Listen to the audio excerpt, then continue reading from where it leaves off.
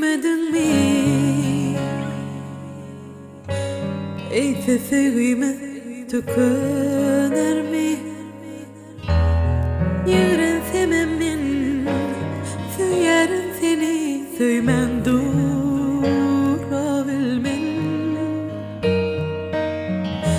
Yanımda bolsanam, beter uzakta gönlüme değsen de. Küseyen yöne gitsen bağlama ben yolumu, bahtımı. Anan yanmen, anana rağmen sen geleceğine benim doşamadan. Anan yanmen, anana rağmen sevgin gücüne ve an kudretine. Anan yanmen, anan yanmen, anan yanmen.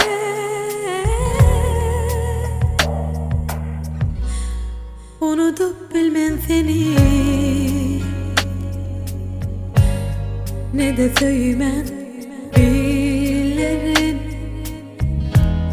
İsleyen seni zor salıp özüme, yıkılsam da göklerden. Sen bilen bolarım, kaharlansam ağlasam ben yanımda olaydın. Anan yanmen, anana rağmen sen geleceğine bizim doşamadan. Anan yanmen, anana rağmen sevgin gücüne ve an kudretine. Anan yanmen, anan yanmen, anana rağmen sen geleceğine